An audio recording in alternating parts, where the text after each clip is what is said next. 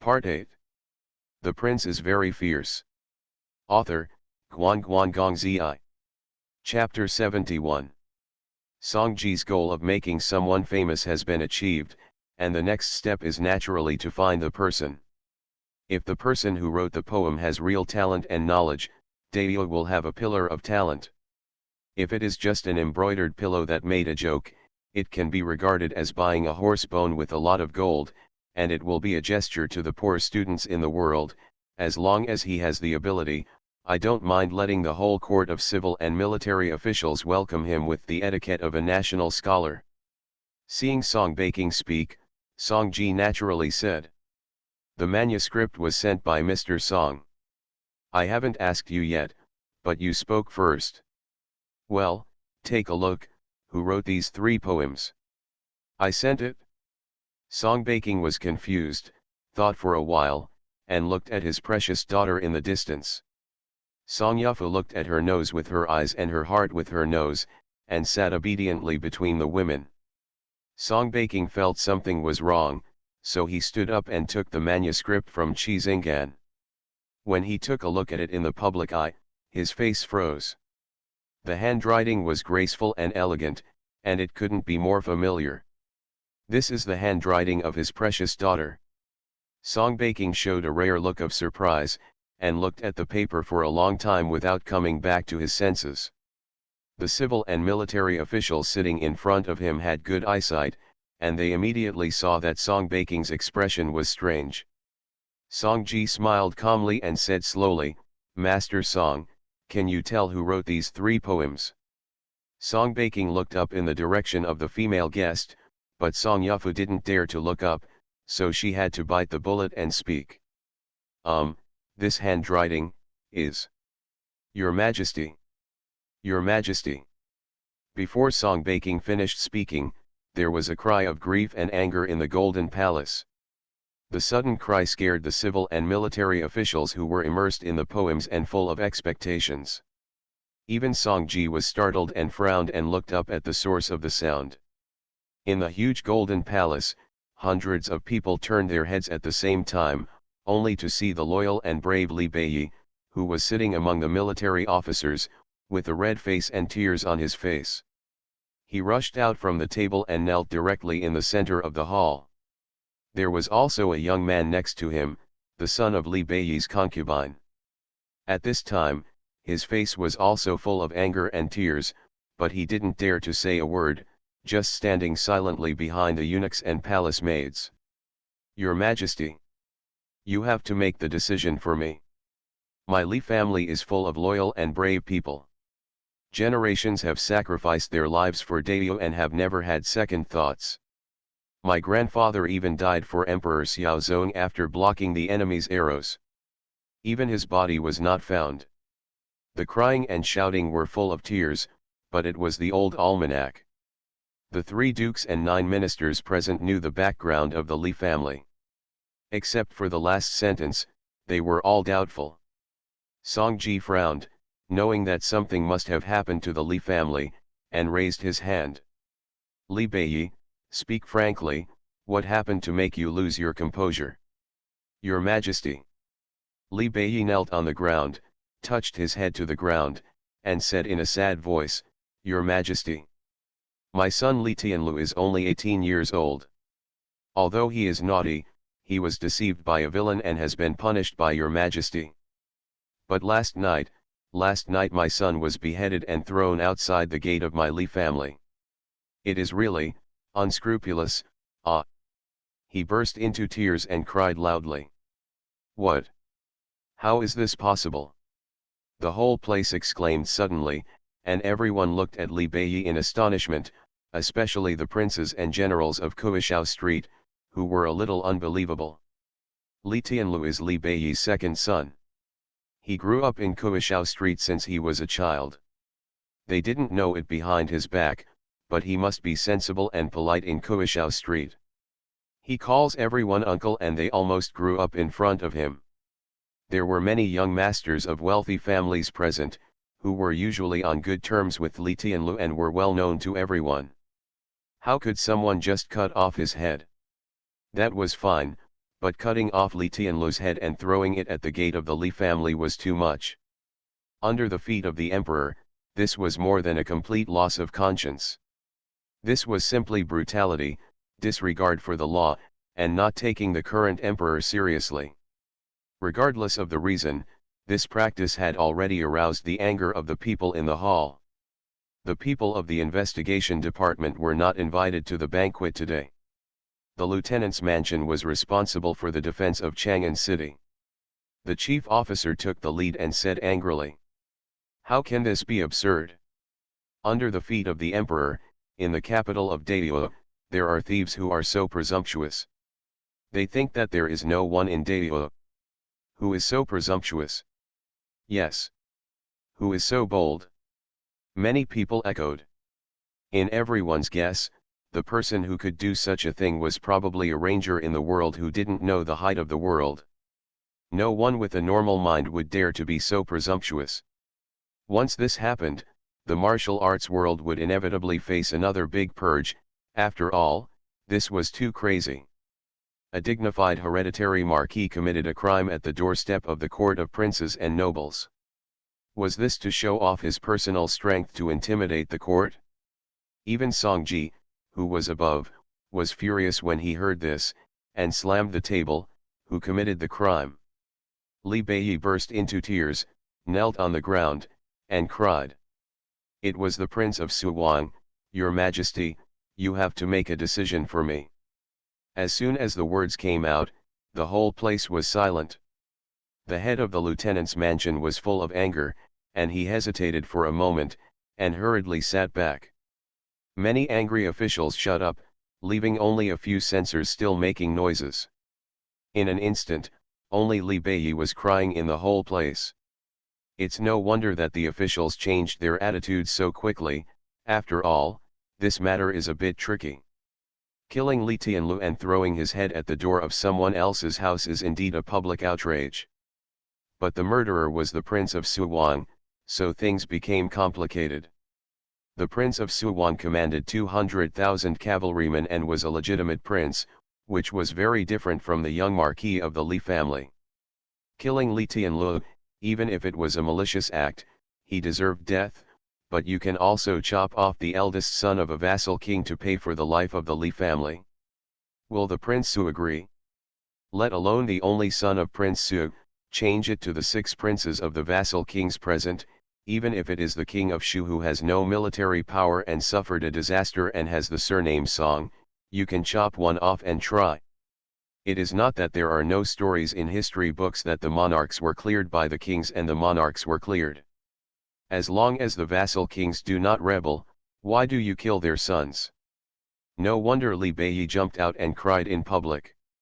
If it was private, before the emperor could speak, various forces would have stepped in to suppress the matter and solved it privately. The ministers looked at each other and looked at the emperor above. When Song Ji heard Su Buling's name, he frowned, looked at Li Beiyi for a few times, and said in a deep voice, "Ask the Prince of Su to come to Chengqing Palace and explain the reason." "Yes." Eunuch Jia waved his whisk and said loudly, "Announce, Prince of Su Buling, enter the palace. The prince is very fierce." Author, Guan Gong Zi. Chapter 72. It was a winter day, and Chang'an was in peace and prosperity. Only Kuishao Street had some disturbances. The imperial guards had arrived and closed the road to prevent the incident from spreading. After Su Buling threw away the head, he returned to his house to bathe and change his clothes. He changed into a clean white robe, a jade belt around his waist, and because he had not yet reached the age of a crown, he only put a jade hairpin on his head. After he had packed up, footsteps were heard outside the courtyard. Old Xiao stood at the door with a cane. "Young prince, the emperor wants you to come to the palace for questioning." "I know, Aunt Lu will definitely scold me tonight. Go buy me a box of rouge and powder, Xian Zizai, osmanthus flavored ones, forget it, buy them all and I'll choose them myself." "Okay." After Su Buling tidied up his clothes, he quickly walked out of the house, jumped on his horse and galloped to the imperial city. He did not dismount, but went straight through the palace gate. Riding a horse in the imperial city and wearing a sword and shoes to the palace is a privilege granted by Emperor Xiaozong to meritorious officials. Su Buling just didn't use it before. Today, he was scolded for being arrogant, so he didn't follow the rules at all. Ding dang ding dang. The crisp sound of hooves and horse bells echoed each other and stopped directly under the white jade steps of Chengqing Hall. In the towering palace, there was a clear noise, and many people were scolding. Su Buling turned a blind eye to it. After throwing the horsewhip to the imperial guards, he strode up the steps outside the palace. There was no tension or repentance on his face, and he was even a little impatient. Tap tap tap. The sound of boots could be clearly heard outside the palace. Su Buling stepped into the palace and saw hundreds of eyes looking at him with different expressions. Only a small group of officials in the front looked straight ahead. Among the female guests on the left side of the palace, Mrs. Lu sat behind the table, holding a teacup and looking like she had nothing to do with it. The other ladies were whispering to each other. Su Shize is here. He's so handsome, he won't be pushed out and beheaded. Even if Lord Li is pushed out and beheaded, Su Shize won't be. You stupid girl, shut up. Su Buling felt a headache when he heard this. He was so cruel, and there were still people worried about him. He looked over to see which girl was so considerate, and suddenly found that Song Yufu was also sitting next to Madame Lu. According to Song Yufu's temperament, she should be very angry or worried when she learned that he killed people indiscriminately, but at this time, Song Yufu looked strange and gave him a positive look, as if she was saying, I'm here, don't be afraid. Su Buling's steps were unsteady, and he was a little panicked. This stupid girl won't say good things for me, right? Just in case, Su Buling's eyes turned cold, and he gave Song Yufu a fierce look, indicating that she should not meddle in other people's business. Song Yufu bowed her head weakly, looking very aggrieved, as if she had a lot to say. It was just a few steps, and there was no way to exchange glances. Su Buling strode across the smooth floor of the hall, stopped in the middle of the hall, raised his hand and bowed. Su Buling, I pay my respects to His Majesty. His voice was loud and full of energy, without any sense of guilt or remorse.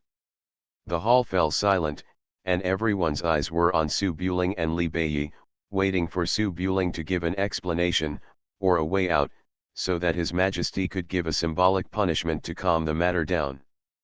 But Su Buling's domineering look did not mean to give His Majesty a way out. Could there be a reason for this? No matter what the reason, you can't throw your head in front of someone's door. What a big grudge. After a short silence, Song Ji said. Su Buling, Li Tianlu was killed last night, his head was cut off, and it was thrown outside the Li family's door today. It was you who did it? Yes. Su Buling didn't have the slightest intention of evading, and admitted it very straightforwardly. Your Majesty. You have to make the decision for me. Li Beiyi's eyes were bloodshot, but he knew that it was impossible to kill Su Buling. At this time, he could only look at Song Ji, hoping to give a slightly fair judgment. The ministers were still watching, after all, the reason was still unknown. Song Ji took a breath and asked in a deep voice, why did you kill Li Tianlu? But there is a reason. Su Buling said calmly, I drank some wine in Changle Palace last night, and went out to relax at night. I encountered a little conflict in the suburbs. It was the Li family who hired someone to kill the wolf guard. I helped out, and when I heard about the Beimazhuang incident, I went to kill Li Tianlu. The ministers nodded. If this is true, the reason is reasonable.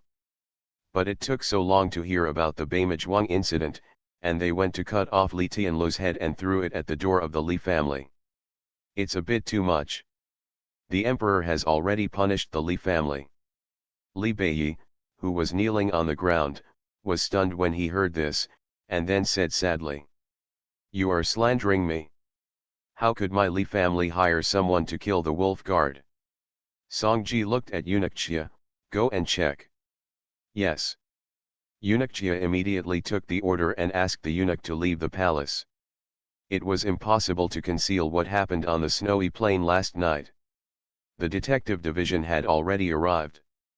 The only thing Su Buling could do was to distance himself from Zhu Manzi and act bravely instead of acting after planning. Soon, the eunuch who went out to inquire came back and bowed. According to the detective division, a murder occurred near the east suburb post station outside the city last night. 2 thieves attacked and killed 3 wolf guards, resulting in 1 death and 1 injury. Later, Prince Su passed by and killed the 2 thieves. He found the Li family's brand on the thieves' bodies. The ministers nodded slightly. The cause and effect were correct. Li Beiyi didn't know that Li Tianlu had hired a killer privately, but knowing his son's temper, his heart sank immediately. Songji sighed and continued to ask, "Are there any more?" The young eunuch bowed his head respectfully. The remaining female wolf guard is unharmed. She was the female wolf guard who had followed Master Xiaoting to investigate Bema Manor. According to her, Li Tianlu wanted to kidnap her back. You are so brave. While talking, a loud laugh suddenly rang out in the hall. Xiaoting, who was sitting among the young masters and enjoying his meal, was happily watching Su Buling's jokes. Suddenly, he heard this and was immediately annoyed. Although he and Su Buling conspired in the Bema Manor incident, he took the first credit. The female wolf guard was in the same group with him. How could she be plotted against by a small Li family? Isn't this a slap in the face of his Xiao family? Xiaoting wiped his mouth with his sleeve, stood up and cursed, "You are so good, Li Beiyi, I treat you like a brother, but you actually tripped my people behind my back. This is just a joke." Xiao Chuang said nothing and had no intention of stopping it. Songji couldn't stand it anymore, so he raised his hand and said, "Xiaoting, sit down first.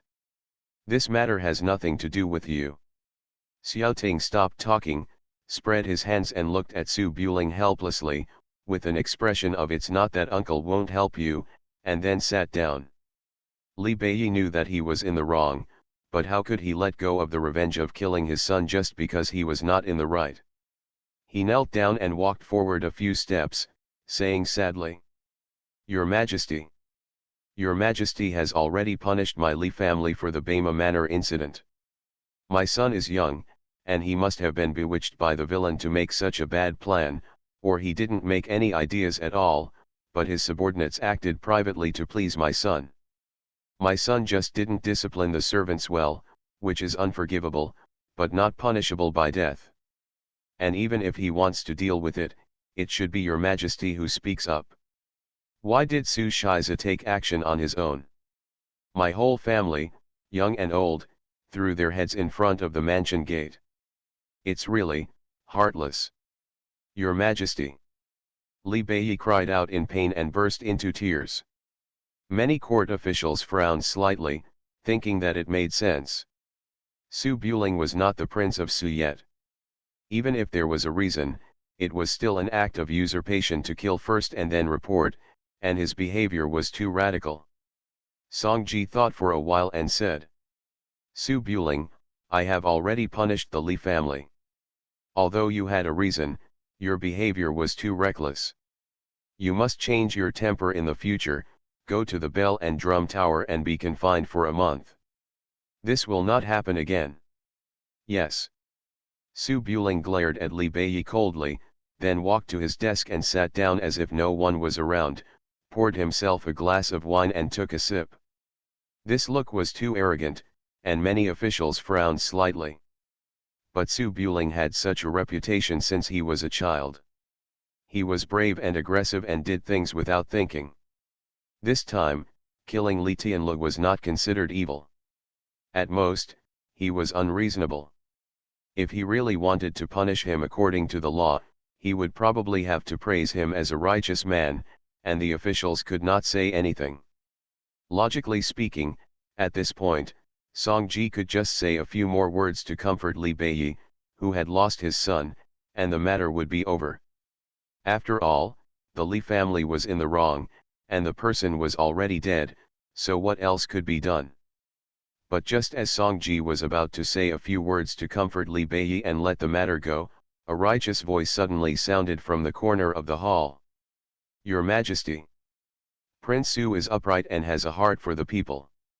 He is a talent for the country and should not be punished like this." Su Buling staggered. Mrs. Lu, who was drinking tea in small sips, was caught off guard and choked and started coughing. Cough cough, cough cough cough dash. You are listening to novels at Bless Up channel. Wish you happiness and luck.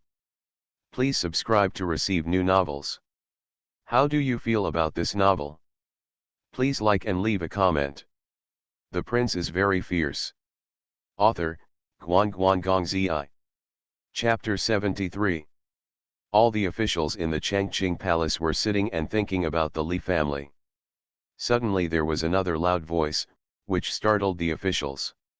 Some of the older officials were about to curse. This was the second time. Is it over? Everyone looked back and saw that behind the corner column of the palace, Gong Sun-ming, the captain of the capital, stood up with a solemn expression, similar to Qi Xing'an, who was preparing to die, to remonstrate. Everyone couldn't help but be stunned. A small character like Gong Sun-ming could hit 7 or 8 people if he threw a stone at Chang'an City. He usually didn't dare to say anything. Which one is he singing now? Prince Su is upright and has a heart for all people. He is a talented person of the country and does not deserve this punishment. Well, it sounds like he wants to redress the grievances of Crown Prince Su. This wording is quite good. Just now, His Majesty was discussing with Qi Xing'an what a good talent was, and now he is using it. However, every word and wording spoken in the court must be held accountable. You flattered Su Buling blindly and pinned a good talent on Su Buling. As a result, you can't say anything. You will never be able to say anything in this life. I want to go up. Although the ministers are confused, no one in the court will stop them from expressing their opinions regardless of their official position. If only the 3 ministers and 9 ministers have the qualification to speak, wouldn't the court become the sole voice of a prominent family? Su Buling, who was sitting in front and holding a wine glass, secretly sensed that something was wrong, but he couldn't figure out Gong Sun-ming's intention and couldn't express his position. Mrs. Lu was also a little panicked and didn't understand why Gong Sun-ming showed up halfway. Su Buling's performance just now has been very good. He has successfully turned his good reputation of eliminating harm for the people into the image of a reckless man who behaves excessively and is unreasonable. Don't let Gong Sun-ming wash it back again. It's just that even if you are a Zhangzhou, you can't shout "I am a pig" all over the world, so that people can see that you are hiding a clumsiness. Therefore, Mrs. Lu could not stop Gong Sun-ming from defending her nephew. She had to show gratitude on her face, hoping that Mr. Gong Sun would speak up and speak out, so that the injustice would be overturned. When Song Ji heard that there were objections in the main hall, he temporarily stopped comforting the Li family and raised his eyes to the corner of the palace. Gong Sun-ming, come to the palace to talk. Promise. Gong Sun-ming Zhen was fully dressed. He held up the hem of his robe and strode to the center of the palace. He raised his hands and saluted. His movements were calm and smooth. Many old ministers who had stood in the court for decades were ashamed of themselves. How much practice had they done at home? All over. Gong Sun-ming stood up straight in front of the palace. The eyes of all the civil and military officials, ladies, princes, and princes were focused on him, but he did not have any stage fright. He calmly looked at each other without squinting and said loudly, "Your Majesty, I personally believe that everything Prince Su has done is for the people of Chang'an. He has never made any mistakes and should not be punished by being banned for a month. And he should be rewarded." Many courtiers frowned slightly. Everyone knew that Su Buling had good intentions at first, but his later actions were too drastic. Even if there are rewards and punishments, Li Beiyi's son is still here crying after his death. If he wants a reward, he can't reward him now. Qi Xinggan, who had been autistic for a long time because of 3 poems, finally recovered a little at this time. In his life, he despised the courtier's clever words and flattery, so he stood up and began to express his opinions. Su Buling's original intention was for the sake of the people, but he beheaded him first and threw his head outside the door of the Li family's house without the permission of the Holy One. His behavior was really extreme. The Holy One gave him a little punishment because he wanted Prince Su to cultivate his health. There is nothing wrong with it. After Gongsun Ming listened quietly, he was not afraid at all of the official in front of him who even gave the emperor a headache, and said in a deep voice. In Wei Chen's view, Prince Su's virtue is far superior to that of his peers, and has already put many ministers present to shame. It is only because he is so humble that he has no excuses. Qi Xinggan was stunned, stroking his beard and frowning slightly. Why did Captain Gongsun say this? Gongsun Ming waved his sleeves and was about to speak. Su Buling, who was sitting next to him, coughed first. Well, I am used to it in Guanyi, near Ziliang. I do things without consideration. Lord Gongsun, please tell the truth. Right and wrong are yours for your own judgment. Don't tell lies to defend me. This tell the truth bites hard, reminding Gongsun Lu not to slap him with a high hat. The princes, generals, and ministers were all present, so Su Buling could only say this. He couldn't just say, "Shut up, I didn't." Gongsun Ming raised his hand and saluted, his expression still solemn. "Your Majesty, don't worry, I, Gongsun Lu, have never had sand in my eyes throughout my life as an official, and I will never tarnish your Majesty's reputation with ambiguous words." Just kidding, Gongsun Ming has waited so long to find the opportunity. If someone else were to come forward and reveal the incident in Bama village today, he would have waited in vain. In full view of everyone, Su Buling nodded and expressed his gratitude. Songji's eyes were calm, he glanced at His Highness a few times, then raised his hand and said, "Say it." Gongsun Ming nodded respectfully, flicked his sleeves, faced Dao's civil and military officials, and said loudly, "Everyone, you should still remember the murder case at Fumanlu in Daifang." Ahem. Su Buling put down the wine glass that he had just brought to his mouth. "I was drunk that time and happened to bump into. It is very impolite to interrupt others when they are talking. Even in the court, the emperor would not easily interrupt his minister's statements." Songji frowned slightly, raised his hand and said, "No, let Gongsun Ming finish speaking first, and then you can speak." Su Buling had no choice but to stop talking and look at Gongsun Ming with a smile. The prince is very fierce. Author, Guan Gongzi. Chapter 74. In the center of Chengqing Hall, Gongsun Ming nodded slightly, continued to look at the civil and military officials, and said seriously. On that day, Prince Su was walking through the back streets of Daifang and accidentally met the wolf guard investigating the Fumanlu salt smuggling case. When he encountered obstacles, he came to the rescue. You should all know this. The court officials on the left and right nodded. After all, Gongsun Ming was asking people to spread rumors and praise Su Buling. It was difficult not to know. Qi Xinggan stroked his beard and said, "One thing comes to another. Prince Su's behavior in Fumanlu should indeed be praised, but it has nothing to do with today's matter." Gongsun Ming shook his head and continued, "The wolf guard who was investigating Fu Manlu later followed Mr. Xiaoting to Bama Manor and solved a major case in Bama Manor." Wow! Before he finished speaking, whispers began to ring out on the field. Anyone who can sit here is not a fool. This sentence can already explain a lot of problems. Su Buling rubbed his forehead feebly, and secretly glanced at Aunt Lu in the distance. Aunt Lu's almond-shaped eyes were slightly narrowed, and she was looking at him with a dangerous look. She looked like she was having a hard time tonight. Fortunately, Zhu Manzi has already entered the archives. If he was picked out in advance, it would be a big deal. After Gong Sun-ming finished speaking, Song Ji frowned slightly, with a bit of surprise. Gong Sun-ming, are you saying that Fumanlu, Bama village, and the Wolf Guard who participated in it last night are all the same person? Gong Sun-ming nodded seriously, that's right. On the night of the incident in Bama village, a masked swordsman appeared next to Mr. Xiao. He once killed a tiger with one sword and fought against two martial arts instructors on Hutai Street. The identity of the swordsman has never been investigated. Bright. Many courtiers were stunned. What does it mean that it has not been found out?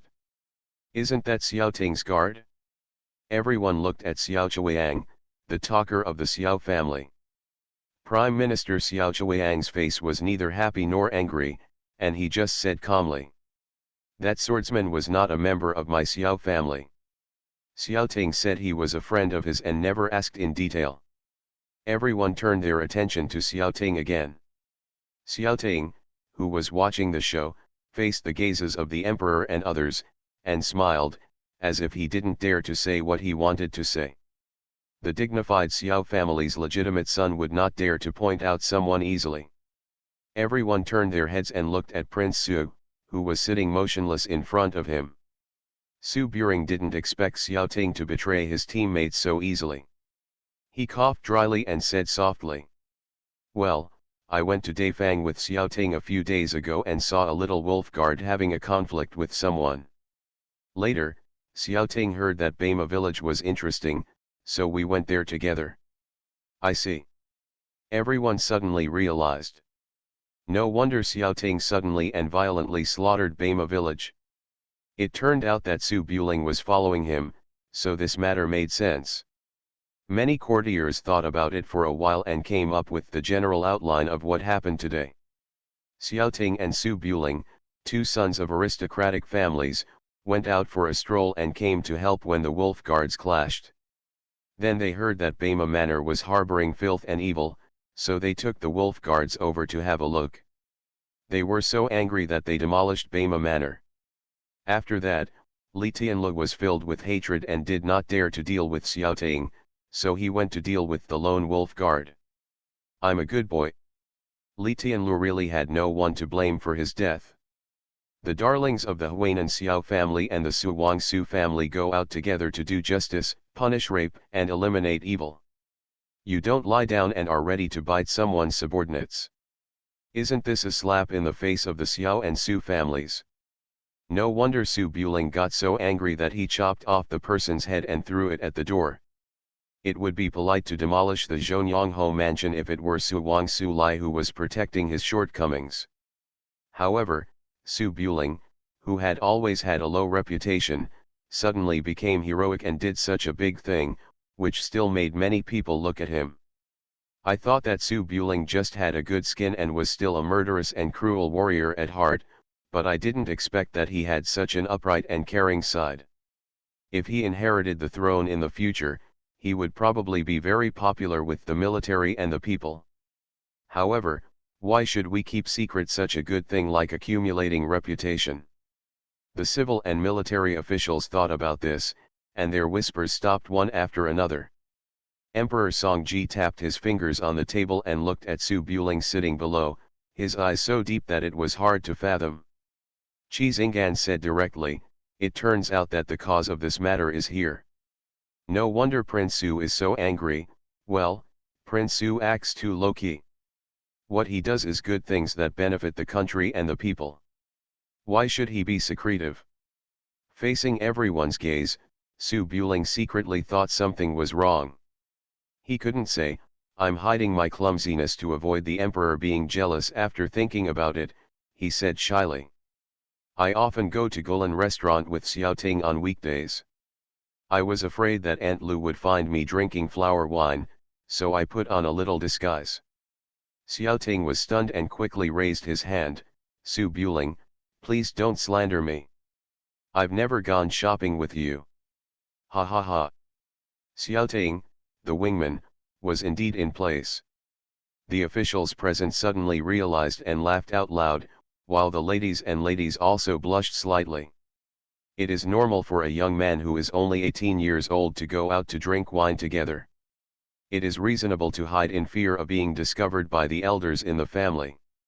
After all, most of the princes and nobles present have experienced this. Su Buling's explanation was reasonable and there was no problem at all, so everyone just thought they were overthinking it. When Song Ji heard this explanation, he shook his head and chuckled, his voice softened a bit. Haha, I'm surprised if I don't order. If I'm not a romantic person, how can I be worthy of being young and frivolous? It seems that Mrs. Lu's tutor is too strict. It's a good thing to be determined to make decisions for the people. The ancients said, if you are upright, you will do things without being told. As long as you are upright and have a clear conscience, can I still punish you for this? Just act magnanimously in the future. Yes, yes. Many ministers responded with a smile, praising Su Buling for his ancestors' style and not bringing disgrace to his family. As for Li Beiyi, although his eyes were dark at this time, he dared not say anything. After all, both the Xiao and Su families were in trouble, so how could he dare to be unhappy at this time? Facing the praise of everyone, Su Buling felt like being roasted on the fire. But he was secretly relieved in his heart. Although his reputation was a little better, he was able to get away with it today. Someone in the Li family died, and the court officials had to give time to praise Su Buling. The feelings of the Li family still had to be taken into consideration, so they stopped after a few words of praise. In order to save the Li family's reputation, Song Ji did not withdraw the house arrest on the spot. After making sure that no one would express any opinions, he directly changed the subject.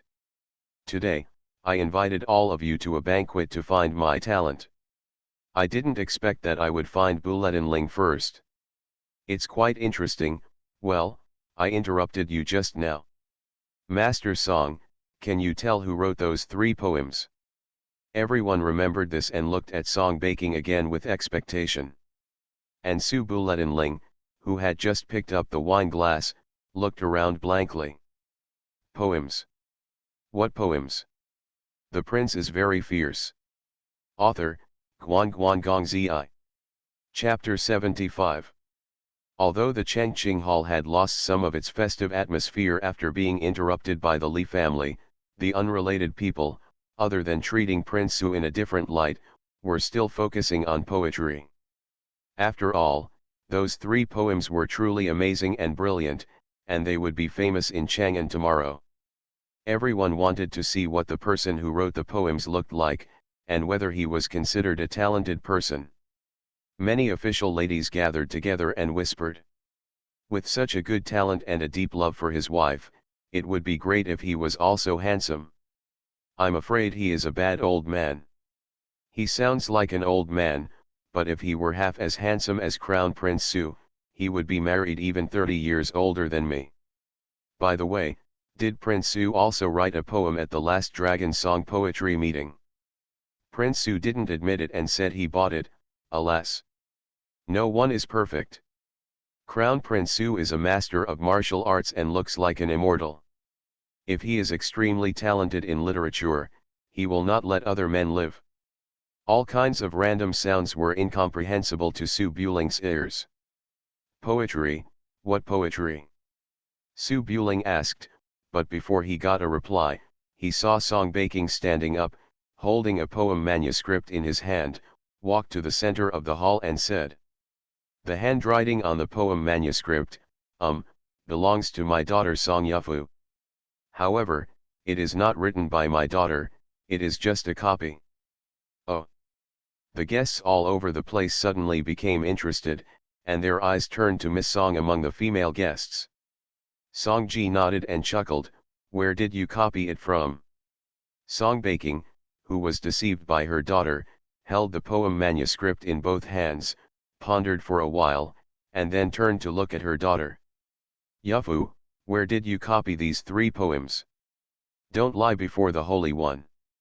The pressure of being in full view of the princes, generals, and ministers of the court is not small. Song Yufu's Wenjing face turned red, and she stood up weakly, clutching the corners of her skirt tightly, pursed her lips, and said nothing. Mrs. Lu had not recovered from the blow just now. When she saw Song Yufu standing up next to her, her heart trembled again. She even forgot about comfort and became a little restless. Couldn't this be written by Xiao Buletin? Seeing her daughter in a daze, Song Baking said in a deep voice, "Just speak up." As the Grand Liberator of the Imperial Academy, all the princes and princesses present were disciples of Song Baking, so his tone was naturally a bit stern.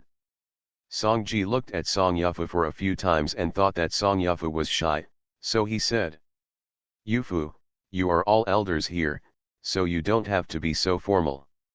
The emperor has already spoken, so it would be rude not to speak again." Song Yufu pinched the corners of her skirt tightly, her nails almost digging into her flesh, biting her lips, her eye circles gradually turning red. She promised not to reveal this matter, but now that she has made a big mistake and broken her promise, she is not willing to speak out. "Miss Song, tell me quickly." "Yeah, why are you so shy?" The ladies began to urge, and of course there were also strange looks from jealous people. Tick. After several urgings in front of everyone, Song Yufu's nose felt sore, her shoulders trembled slightly, her tears immediately fell down, and she just stood there without raising her head. "Why are you crying? The Holy Father asked you something. Could it be written by Miss Song's lover? Don't talk nonsense." The whispers continued, and the eyes of each pair became more serious, with a bit of displeasure. Song Yufu bit her lower lip, not wanting to cry, but she couldn't stop her tears. She was a little wronged, but it was better to be scolded by everyone than to break trust with others. Time passed very slowly, and Song Ji's expression gradually changed from gentle to frowning, as if it was the first time he had seen such a disobedient girl. Song Baking frowned and was about to say something more, when a voice suddenly came from behind him. "I won't let her say it. She doesn't dare to speak, so there's no need to ask." The voice was clear and clear, with a hint of helplessness. Everyone's attention was focused on Song Yufu, and everyone was stunned when the voice came out suddenly. Looking back, he saw that Prince Su, who had just made a big splash, stood up again and walked to the middle of the hall, spreading his hands with a look of despair on his face. "Wow! Nyata's Changqing Palace is a blast." Many officials' teacups fell to the ground. Even Song Ji was stunned for a moment, tilting his head slightly as if thinking, "What is going on?" Xiao Chuang and other 3 nobles and 9 ministers, who had been motionless for many years, were all shocked at this time and looked at Su Buling in disbelief. The Holy Spirit organized a large banquet and the ministers performed a horse bones for 1,000 gold performance. When the momentum was established, you came out to interrupt and earned a reputation as upright and upright. That's all, let's continue to buy horse bones for thousands of gold after it's over. Do you want to jump out and become a 1,000-mile horse again? You are already the legitimate son of a prince, with martial arts skills, unparalleled magnificence, and outstanding conduct. If you add someone with extraordinary literary talents, do you want to go to heaven? Have you taken advantage of all the good things?" There was a commotion in the Changqing Hall, and the musicians who were beating the drums and ringing the bells forgot their tunes and stared blankly at the somewhat dazzling Crown Prince Su in the center of the hall. Song Yufu trembled slightly, pursed her lips and glanced at Su Buling secretly, with deep apology in her eyes, and a bit of relief. "You admitted this yourself, you can't blame me." Su Buletin wanted to die. Not to mention Aunt Lu, the Queen Mother could probably eat him alive now. He also swore that he would not compose poetry last night. If the Queen Mother knew about this. But having been pushed to the forefront by his dear girlfriend, Su Buling had no choice but to adapt to circumstances. He couldn't forcefully pretend to be stupid. "Yes, You guessed it right. These 3 poems by Song Yufu were copied from me. Well, I only just found out about this. I didn't expect the Holy One to put on such a big show. I'm flattered. Su Buling's expression was calm, with a slight smile, and he raised his hand to salute Songji. Wow! As soon as these words came out, the female guests sitting there screamed and fell in love with him in an instant. Even the civil and military courtiers who had seen many storms and waves were severely shocked. It's not like I haven't seen a young man like Yi Qijueshan. As the imperial capital, Chang'an City is indispensable for geniuses. It's not like there are no proud ones, but this one is the first one in history. In terms of martial arts, Su Bulin Ling can crush all the way from Chang'an to the border, and Wen Cai can crush from the border back to Chang'an. No one in the whole country of Dayo can fight. This can no longer be described as a genius. Is it okay for you to live to your 30s? Gong Sun Ming reacted the fastest, clapping his hands and praising loudly. His Majesty Su has both political integrity and talent, and he is truly a man who can become a blockbuster if he doesn't make a sound. Bang bang bang. Gong Sun Ming was the only one who clapped his hands. Gong Sun Lu followed suit and clapped twice. When he realized that the atmosphere was not right, he stopped talking and tugged on his father's sleeve. Su Buling smiled dryly and raised his hand to signal, Gong Sun Dui Miosen, I can't afford to be worthy. Songji changed his usual calm and solemn attitude, rested his elbow on the armrest of the dragon chair and rubbed his chin, frowning slightly. No, these 3 poems were written by you. Su Buling shook his head hastily, no. Call. Everyone in Yada's Changqing Hall breathed a sigh of relief at the same time and wiped the cold sweat from their foreheads. If this was really written by Su Buling, the scholar master present would have to change his name to Mr. Su Buling. But not long after, everyone became concerned again. It seems that last time in Longjian Pavilion, Su Buling said that he didn't write the song The Wind Has Gone to Dust and the Fragrance of Flowers Has Gone, but Su Buling didn't write this thing. Who else could have written it? There is no second one in Chang'an City. Qi Xing'an stood up again, his eyes a little annoyed, and he spread his hands like Su Buling. Could it be that the Crown Prince copied it again?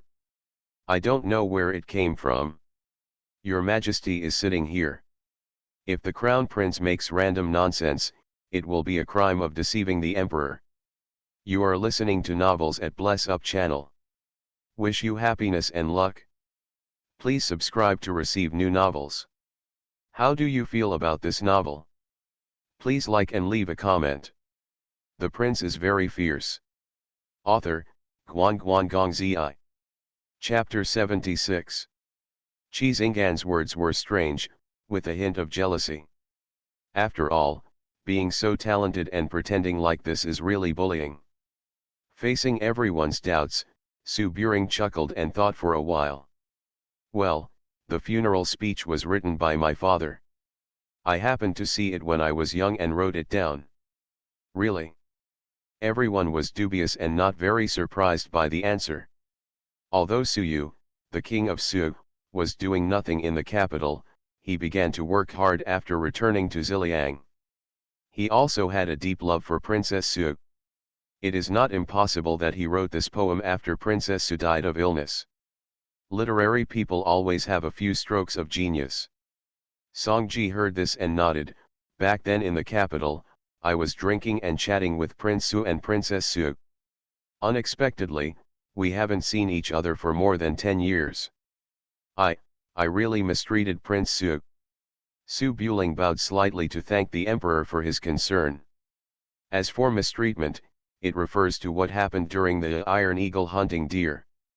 There were too many things involved, and it was hard to say who was mistreating whom. Many guests thought about it for a while and temporarily believed the statement.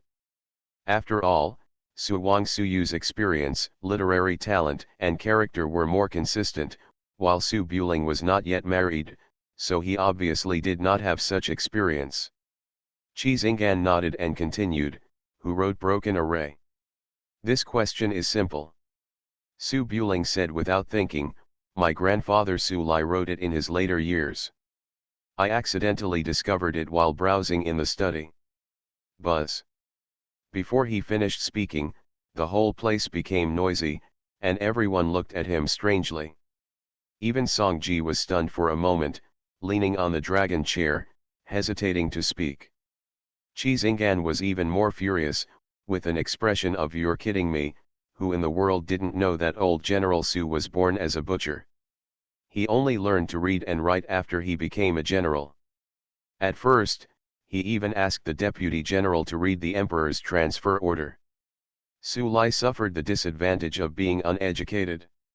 Only after entering Chang'an did he treat the literati favorably, and went to the Imperial Academy to dismount his horse and cut his sword to show respect. "You said Su Lai writes poetry? Still writing this song Zhangqinzi? The most ridiculous thing in the world." Qi Xing'an waved his sleeves and said angrily, "How is it possible?" Su Buling's face darkened and he said coldly, "My grandfather has always valued literati throughout his military life. Even when he became king in Suzhou, he never changed the habit of horse-hanging books every day. He always wrote poems to recall the past." "What's impossible?" The whole audience was speechless for a moment. No one, even in the northern Qi dynasty and South Vietnam, disagreed with Su Lai's name. With Su Lai's ability, he could rise from a butcher to a general commanding 1.2 million troops. It is not impossible for him to be a self-taught poet. An outstanding person is an outstanding person, and it is impossible to change his path without leaving. And even if Su Lai is not at this level, can you openly say that Su Lai is uneducated? The thousands of miles of mountains and rivers in Dao were conquered by Su Lai alone. Today, Su Lai is honored as General Su. Who here dares to say that Su Lai is an illiterate barbarian? Qi Xing'an held it in for a long time. He really didn't dare to criticize General Su's cultural level. He thought about it for a moment. Old General Su has brought peace to the world during his military life. The sentence in the poem finished the affairs of the king and won the reputation in life and death, but the misfortune happened in vain. It should mean that the ambition is unfulfilled. Su Buling's eyes were serious, and he turned to look at the civil and military officials. "My father taught me since I was a child, in the whole world, there is no land for the king, and on the shore of the land, there are no ministers for the king. Northern Qi and South Vietnam are still there, and there are tens of millions of people. It's still in the hands of the enemy. How can you live in a place of comfort and talk about the world being at peace? This is too strong a statement." The whole audience suddenly stopped talking and their faces became serious. Even Songji, who was sitting on the dragon chair, was sitting upright with serious eyes. Dao suffered humiliation in a small place for hundreds of years, and the "Don't Forget" bell is still hanging in the Imperial College to remind future generations not to forget the humiliation when the country was weak and the people were weak. It is indeed contrary to the teachings of our ancestors to laugh and talk about the world being peaceful when the enemy country is still there. Qi Xing'an also reacted and quickly bowed to the emperor. "Old minister made a mistake, I hope the Holy One will punish him severely." What could Songji say? Now this poem was not written by Su Lai, it had to be written by Su Lai. He raised his hand. "King Su's lineage has been guarding the border for generations, and I am very relieved that the ancestral precepts have not been forgotten. However, we cannot talk about pacifying the world. All of you need to perform your duties and work together to achieve hegemony. Promise." Everyone in the hall bowed in response. The scene was silent for a moment, and the poem was naturally revealed. Qi Xing'an was famous for his stubbornness, so he naturally had no intention of giving in.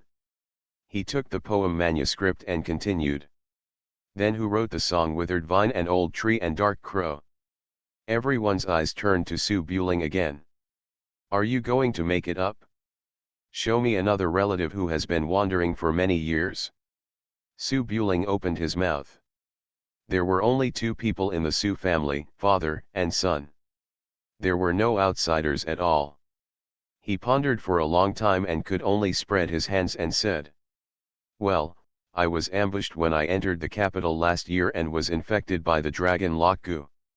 I wrote it casually under the guidance of the guards." The whole place was silent, and after reacting, there were thunderous shouts of exclamation. Sure enough, it was written by Prince Su. I finally admitted it. Qi Xinggan's eyes were full of excitement, as if he couldn't make it up. "How dare you, a little brat, pretend to be uneducated in front of me? Bah! You are a genius. You can't fool me. Look." Song Ji shook his head and laughed twice, but he didn't know what it meant. All the officials and ladies present looked like nymphs. If they weren't in the palace, they would have screamed in support. Qi Xinggan has always been unreasonable and unforgiving, and he continued to say. Then the wind has gone to dust and the fragrant flowers have gone. Only then did many guests present remember this song, and they quickly looked at Su Buling expectantly. A 5-character poem with concise and catchy wording. It can be said that it was a stroke of genius under the guidance of the guard. This long poem cannot be guided casually. If you can't explain this, you have to accept the title of famous in Chang'an even if you don't accept it. Facing the adoring eyes of the crowd, Su Buling felt his head was buzzing and he really couldn't find an excuse. Fortunately, some of the spectators still felt sorry for Su Buletinling. Mrs. Lu, who was so anxious that she kept stamping her little feet, saw that Su Buling had been forced to the edge of the cliff. If the trouble continued, something big would happen. She quickly stood up and said, "Everyone, I taught him to write the wind has gone to the dust and the fragrance of the flowers are gone. The dignified crown prince Su was fostered in my Xiao family. How can he be so proficient in writing and ink? Don't let your body be poisoned by strange poisons, and you can't be impatient. Stop asking." Su Buling was granted amnesty. He shook his body a few times and forced himself to regain his strength. His face soon turned green, and he staggered and fell down. I feel dizzy." "Ah! Quickly, help Prince Su. Pass on the royal doctor." Chengqing Hall suddenly became a mess, and the drama just now was temporarily stopped. The imperial doctor ran over and carried Su Buling, who had fainted, down for treatment. Many nymphomaniac ladies and ladies even got up and ran to him, looking nervous and asking for help. Some even directly changed their name to Su Dakeze. Su Buletinling closed his eyes and pretended to be dead, feeling that life was hopeless. Mrs. Lu taught him to write, and she half rejected and half accepted the 2 poems. If you don't sing, it will be nothing, but if you make a blockbuster, it will be difficult to clean up the reputation. With martial arts skills, unparalleled literary talents, looks comparable to those of gods, possessing both political integrity and talent, gods are nothing more than that. He is the first of his kind to hide himself like this. It would be better not to hide, at least he really can't write poetry. I don't know what the civil and military officials sitting here think. I can only hope that the emperor will not be suspicious. If he is noticed, he may really have to retire in Chang'an. The prince is very fierce." Author, Guan Gongzi. Chapter 77. The 2 great dramas in the Changqing Palace are bound to sweep across Chang'an in a short period of time.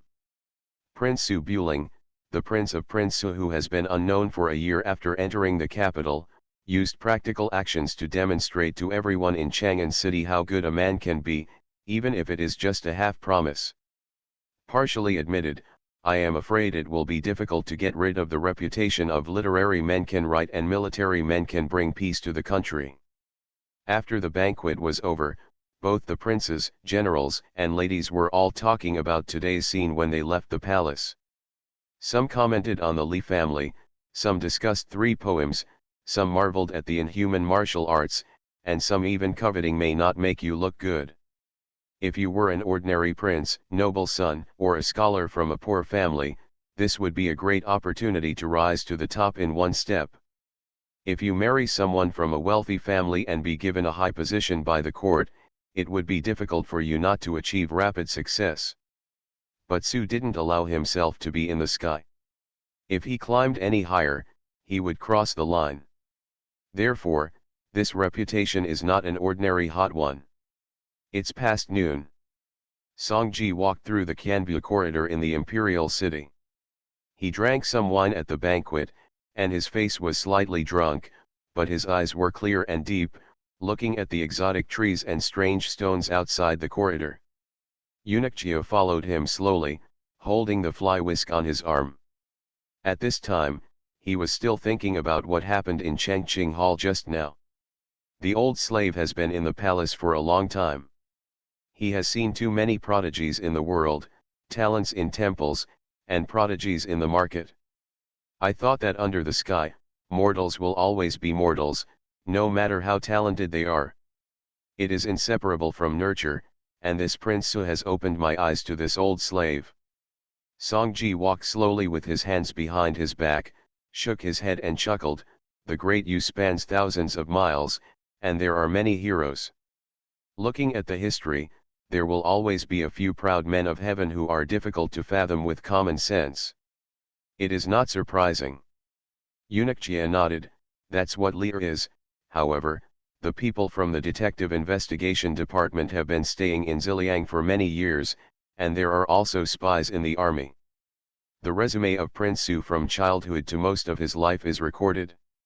He is unruly and reckless by nature, so he became ill and was assassinated on the way to Beijing last year, so he kept a low profile. Could it be that he suffered a big loss when he was in high spirits and changed his mind? Songji stood in the Qianbu corridor, frowning and thinking for a moment. Being born into a famous family, it is not impossible to improve one's character in the ups and downs. However, Su Buling is still too immature. There are many loopholes that can be hidden even if he is clumsy. He does not have the slightest scheming in the city. He is far inferior to his father back then. Eunuch Jia thought about it for a moment, that's true. The most important thing in martial arts is to hide the front. Prince Su is now sharp, and he is indeed a bit tender, however, Prince Su's talent is indeed rare in the world. In time, he will not be able to surpass the old General Su. Your Majesty, how should we respond? Songji was silent for a moment, then waved the sleeves of his dragon robe and said calmly. The world is like a chess game, and everyone is a chess piece. Only 2 or 3 people can jump out of the chessboard, and the rest will be overturned. I can level it by overturning my hand, so why do I need to deal with it deliberately? Eunuch Jia bowed his head slightly and said no more. While the master and servant were chatting, at the end of the 1,000 steps corridor, a pair of palace maids walked over quickly. When they saw Songji standing in the corridor, they all stopped and bowed to salute. The Queen Mother walked in front, her steps slightly hurried, with a hint of irritation on her pretty face. She was a little distracted while walking with her head lowered, and she seemed to be muttering something, little liar, little slippery man, let me catch you, just put yourself within. Chiao Yi next to her saw that the situation was not good and quietly touched the Queen Mother's sleeve. The Queen Mother finally came to her senses and stopped. The Queen Mother is the legitimate wife of the late Emperor, and even the children of the late Emperor and former Empress must recognize her as their legitimate mother. Seeing this, Songji straightened his clothes and raised his hand to salute. Mother! Your Majesty, no gift. The Queen Mother pretended to be dignified and steady and raised her hands for support. Seeing Songji's expression of confusion, she coughed lightly and thought for a moment. I just heard that Crown Prince Su fainted in the Chengqing Palace. As an elder, I should go and pay a visit. Songji nodded and said with a smile, the Queen is interested. The imperial doctor just checked her. It's not serious. Su Buling has regained consciousness and returned to the palace. When the Queen Mother heard this, a bit of anger flashed in her eyes, but she couldn't say any more. She nodded, then turned around and took the palace maid back to Yongle Palace reluctantly. Her steps were a bit heavy. On the other side, there is a house deep in the Imperial Academy. The warm winter sun shines on the peach blossom forest with fallen branches and leaves. A picture scroll was taken out of the house and hung on the dry peach branches to cool down in the sun to avoid getting damp. There are nearly 100 paintings, all of which are copies of Su Danking's calligraphy paintings. The details are slightly different, but in terms of charm and artistic conception, they are a bit worse than Su Danking's original paintings. However, it is considered rare in the market.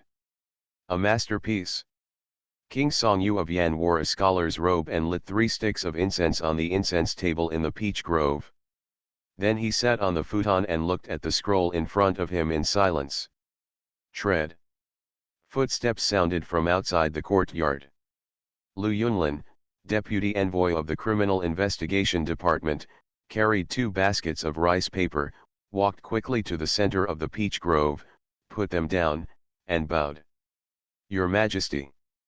Songyu's eyes stayed on the scroll, and his voice was warm. Yunlin, have you heard about what happened in Chengqing Hall today? Lu Yunlin nodded respectfully. I heard that Prince Su made a sensation. He not only solved several cases, but also wrote several poems. Now all the dignitaries in the city are talking about it, and the news has almost spread to the market. Songyu sighed softly. 10 years of life and death are blurred. I don't think about it, and I can't forget it. Good words, this promise made me go astray. Lu Yunlin nodded, leaned a little closer, and said softly. Today in Chenghuan Palace, Gong Sunming talked about the Beimazhuang case, and Prince Su was also present. Then what the prince told me last time is clear. Zhu Manzi, a wolf guard who just came to the Dagu camp, entered the Tianzi camp in just 1 month because of his great contributions in the smuggling salt case and the Beimazhuang case. I thought it was just luck that I ran into Master Xiao and Prince Su one after another. Now it seems that it was Prince Su who was behind the scenes, carrying Zhu Manzi into the Tianzi camp, and then entering the case library to inquire about the news of the dragon locking Gu. On the day when the Jiazi library was infiltrated, Zhu Manzi was indeed in the case library. This hidden chess piece must be Zhu Manzi. Songyu nodded and chuckled, just find it out. Lu Yunlin pondered for a while, then what should be arranged next? Su Buling was poisoned and will not live long. He is anxious to search for the news of the dragon locking Gu. As an uncle, I will naturally help if I can. Songyu smiled gently and hooked his finger. Lu Yunlin came closer and listened carefully, then nodded slightly after a while. Go ahead. Yes. Lu Yunlin raised his hand and saluted, then took out the rice paper from the bamboo basket, picked up the shoulder pole and left quickly. Songyu thought for a moment, then stood up and put a thick stack of rice paper on the drawing table, ground ink and picked up the brush, looking at the portrait of the woman in front of him, and repainted it. The prince is very fierce. Author, Guan Gong Zi. Chapter 78. A little earlier. Su Buling was carried into the side hall by a group of imperial doctors, who gave him first aid in a messy manner, and finally woke up weakly. There were only a few royal doctors in the magnificent room, and all the princes and ladies who came to inquire about the welfare were kicked out, leaving only a few disobedient little princesses lying outside the window and peeping. But Mrs. Lu, who had always felt sorry for Su Buling, rarely came over and didn't even have the intention of sending her maid over to take a look. Su Buling's heart sank, and he secretly sighed, my life is over, and then drove away the imperial doctor, hoping that before Mrs. Lu got angry, she could come to the door to plead guilty. If Mrs. Lu comes to the door, the consequences will not be as serious as usual. Su Buling sat up and was about to leave without saying goodbye. A palace maid hurriedly ran over from outside the side hall. It was Chiaoyi, the Queen Mother's personal maid. When she reached the door, she bowed and said, my young prince, the Queen Mother invites you to go to Changal Palace to have a talk. Yes, it came so quickly. Su Buling dared to go to Changal Palace. During the candlelight dinner yesterday, Su Buling had sworn to the Queen Mother that he would not write poetry, but now he has become a great talent with unparalleled literary talent. If he enters the Queen Mother's territory, he will be eaten alive. Su Buling was only afraid of the annoying little Aunt Lu. As for the Queen Mother, she would go to apologize in a few days at most, so she naturally raised her hand at that moment. I'm feeling unwell and it's really difficult for me to go to the appointment. I hope the Queen Mother will be considerate and take my leave. After saying that, he walked out quickly. Chiao Yi looked anxious. She has been dressed as the Queen Mother since she was a child, but she knows the Queen Mother's temper.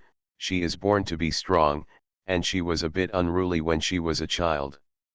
Now that she has been locked up in the palace for 10 years, her unruly temper has been worn away, but her strong temper has not changed at all, and she does nothing all day long. Next, one thing can be remembered for a long time. This time the young prince deceived the Queen Mother. I am afraid that the Queen Mother will not be able to sleep at night. If she does not apologize and make the Queen Mother happy, she may remember him for the rest of her life. Chiao Yi hurriedly blocked the way, leaned down and said, "Young prince, please think again, the Queen Mother is more, anyway, you'd better go there, otherwise it will be difficult for the maid to explain." Su Buling doesn't think that the Queen Mother is more difficult to deal with than Madame Lu. Now she doesn't go to Madame Lu but apologizes to the Queen Mother. If Madame Lu knows about it, she will definitely grind him to death. Her resentful and aggrieved little eyes make people scalp just thinking about it. Tingling. Your body can't bear it anymore. Please tell the Queen Mother and I will definitely come to your door in a few days. After saying this, Su Buling left the side hall and disappeared in a flash. Chiao Yi stamped her feet anxiously. She, a palace maid, did not dare to let the imperial guards force Su Buling to go to Changal Palace, so she had to run back quickly to meet the Queen Mother. Next, there is a scene where the Queen Mother is angry and comes to invite people in person, but then runs into Songji and runs back. The carriages, horses, and sedans left one after another outside the imperial city, but the excitement in Changqing Hall did not end. The officials gathered together in twos and threes, still talking about what happened just now with great interest. Only the Li family's carriage left first and went home for the funeral. A group of old academics from the Imperial College gathered together to chat about the poems they had just written. They discussed and evaluated them word for word. The more they talked, the more they felt they had endless aftertaste. Song Yufu was wearing a furry coat and skirt, hanging alone at the back. After coming out of the palace, he bit his lower lip and remained silent. He looked back at the towering palace wall from time to time, as if he was afraid that someone would catch up. Last time outside Longjian Pavilion, she promised Su Buling that she would never reveal her poems, and the hairpin left by her mother was also taken away. At today's grand banquet in the palace, she was supposed to bring the hairpin, but her father asked about it even though she didn't wear it. She didn't dare to say that someone had robbed her of it, but she just said that she was reluctant to wear it. If Prince Su is angry and refuses to change it for her, what should he do to explain to his father? After thinking about it, I walked to the alley between the two houses, and the team of masters in front turned the corner. Song Yufu put her hands on her waist and walked gracefully with her head down. She was so lost in thought that she didn't notice anyone blocking her way. As a result, he accidentally hit someone else's chest. Ah dash. Song Yufu trembled violently, took a few steps back, leaned forward, and said, "I'm sorry, eh." Looking up, Su Buling was standing in the middle of the alley with his hands behind his hands, his face cold and arrogant without any expression, and he was looking at her with a frown. Song Yufu's eyes originally showed a bit of surprise, but when she saw Su Buling's expression, she immediately weakened. She looked around, then looked at the alley behind Su Buling, as if she wanted to call her dad. Su Buling narrowed his eyes slightly. Want to run? No, I see Prince Su. Is there anything wrong? Song Yufu put her hands on her waist and bowed obediently. Her heart was pounding like a deer, but her expression was pretending to be calm. Su Buletinling stepped forward slowly, approaching slowly, his eyes a bit scary. Step, step. Song Yufu's smile gradually disappeared. She stepped back calmly, and said softly, Prince Su, I am your girlfriend. Friends must be reasonable. The alley was not wide, and he soon leaned against the wall of the square, unable to retreat. Song Yufu no longer had the stubbornness of the past. She tilted her head slightly, frowned and closed her eyes tightly, looking pitiful as if she was afraid of being beaten. Su Buling supported the wall with his left hand and leaned over to look at Song Yufu. What did I say last time? The distance was a bit close, and the man's breath blew on his face and neck, making the young girl shiver. Song Yufu's chest was heaving, and she didn't dare to raise her hands to push the man in front of her away. She just curled her arms in front of her and said in a voice like a mosquito, I promise not to leak the poems. What happened today? You must be very capable to make such a big scene. I didn't. Song Yufu tilted her head and explained in a low voice, you can't blame me. Who should I blame? Blame my father. Song Yufu turned her face and looked at Su Buling with her little face raised. She said seriously, I just wrote it down, the manuscript was sent by my father, and it has nothing to do with me. It has nothing to do with you. Su Buling raised his eyebrows, if you don't write it down, can you pull me out? Song Yufu nodded weakly, I promised not to reveal the poem, and I have always kept it in mind. Today in Chengqing Palace, I didn't tell the emperor when he asked, so it's not a breach of trust. It was Su Shizi who admitted it himself, so you can't blame me.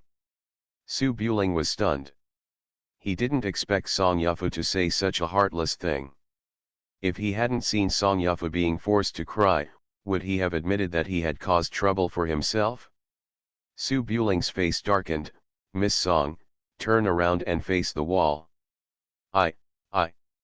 Song Yufu glanced at him weakly for a few times, then turned around reluctantly to face the wall, looking like she was facing the wall to reflect on her mistakes. Then. Pa! The crisp sound of slapping spread far away in the winter alley. The entire prosperous Chang'an street seemed to have frozen at this moment. Song Yufu shuddered violently, her eyes opened wide, and her quiet little face was full of surprise. But soon, her face turned red again, turning into grievance and shame. The burning feeling came from behind her, and Song Yufu quickly turned around and pressed against the wall. Perhaps it was painful. Song Yufu looked at Su Buling for a few times, then bit her lower lip, slowly squatted down, hugged her knees with her arms, buried her face, and her shoulders trembled slightly, and I don't know if she was embarrassed or crying. Su Buling was very measured in his attack and would not hurt her.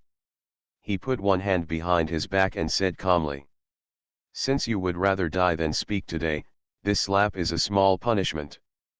Pervert. What did you say? Su Buling frowned. Song Yufu hugged her knees and said in a muffled voice, nothing, I know, give me back the hairpin. She stretched out her right hand and spread it. Pa! She was hit again. Song Yufu, who was curled up in a ball, trembled slightly and quickly took her hand back. Su Buling snorted lightly, don't even think about the hairpin. If you cause me trouble again, Song Yufu took a break for a moment, and the burning feeling on her back gradually subsided, but the redness on her face was hard to fade. At this time, she raised her red cheeks and said softly, Su Shizi, you have to be reasonable. I didn't cause you any trouble. If you don't stand up today, it's okay, I'm your girlfriend. How can you hit me, and hit me in that place? You are not right. Su Buling spread his hands, so what? If I don't teach you a lesson, who knows what you will do in the future. You can hit me in the hand to teach someone a lesson. Hitting in that place obviously has bad intentions. Song Yufu muttered to herself, as if she wanted to make the truth clear. Su Buling was amused by this ignorant little girl and nodded, "Whatever you think, I will hit you today anyway. If there is a next time, your father can't protect you." He turned around and walked away. But what Su Buling didn't expect was that he had just taken a few steps and heard the sound of tat-tat-tat trotting from behind. Su Buling thought Song Yufu would catch up to apologize or continue to reason, so he ignored her. As a result, "Pa!" A not-so-loud slap sounded in the alley. Su Buling's body stiffened and his face turned cold. He turned his head to look, but saw Song Yufu with her hands folded on her waist, walking past with her head down. When she passed by, she whispered, "See? I hit you for no reason, but you didn't accept it? A gentleman should put himself in others' shoes, and don't do to others what you don't want others to do to you. How can this be the same? No matter how you look at it, you are the one who suffers, and you still put yourself in others' shoes." Su Buling watched Song Yufu trotting away, and after a long time, he spread his hands. "This kid is hopeless, he only has a butt but no brain." You are listening to Novels at Bless Up channel. Wish you happiness and luck. Please subscribe to receive new novels. How do you feel about this novel?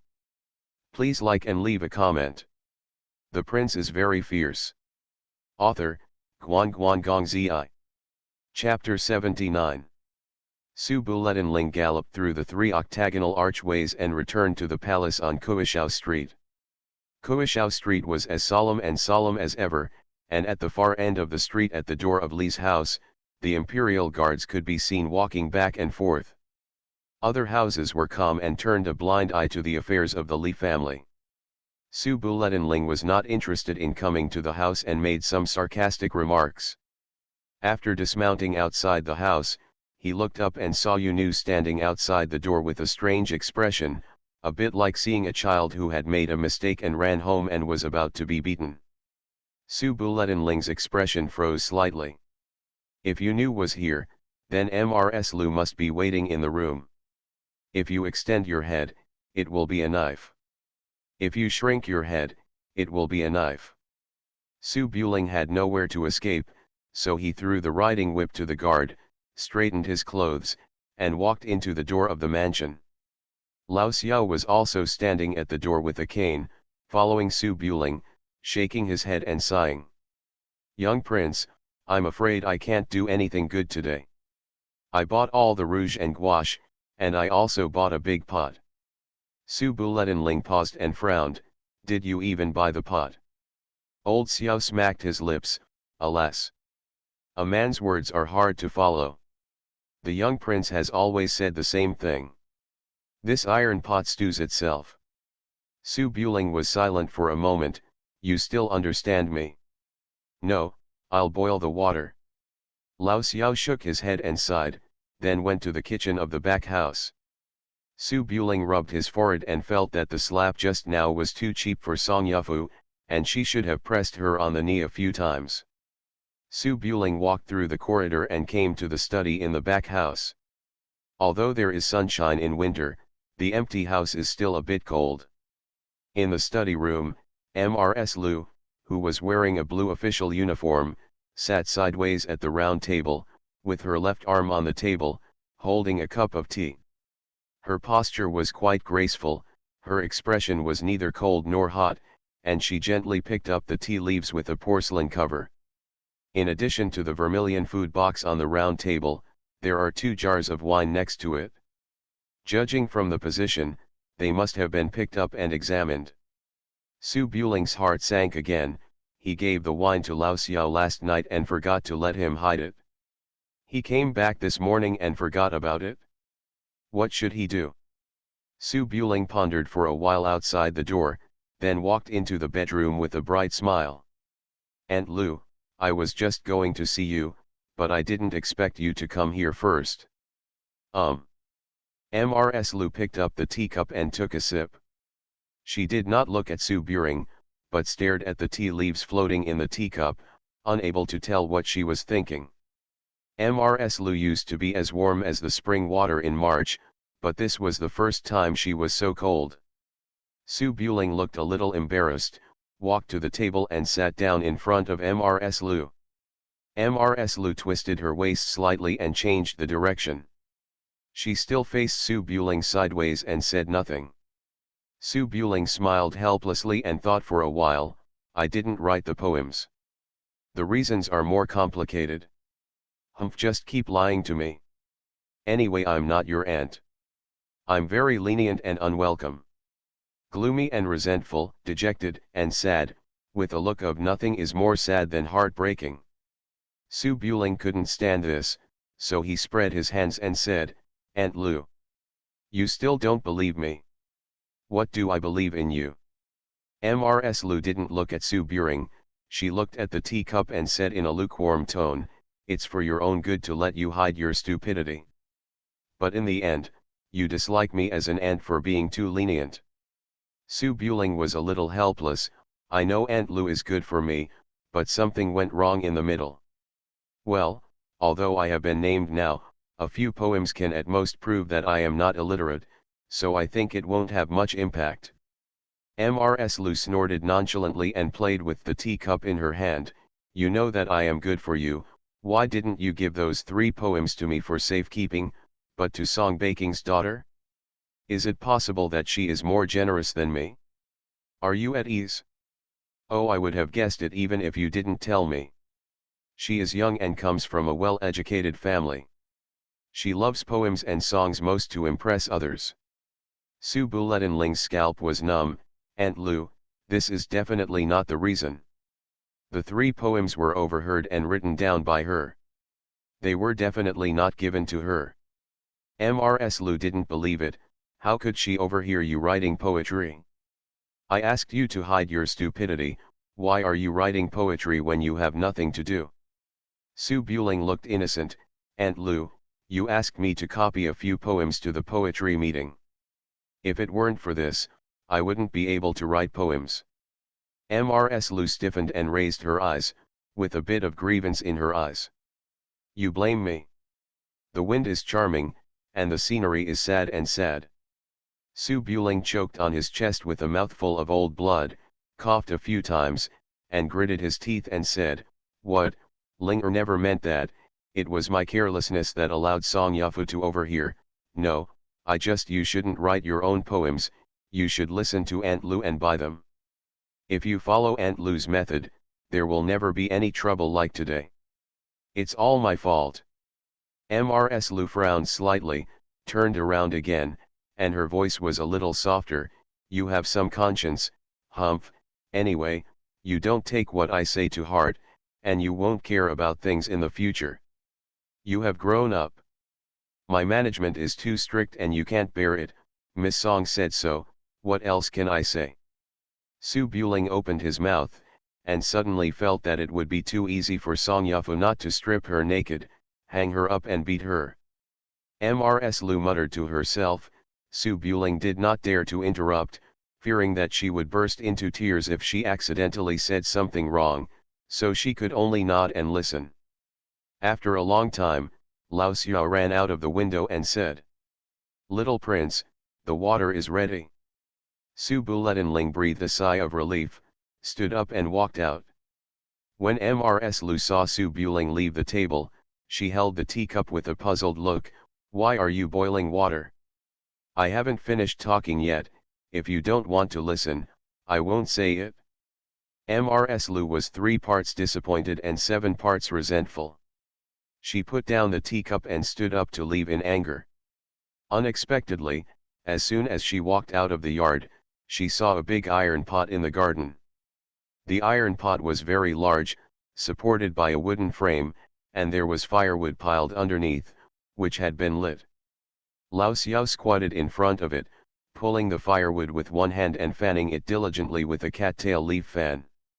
The iron pot was steaming, and there was a wisp of water vapor in the winter.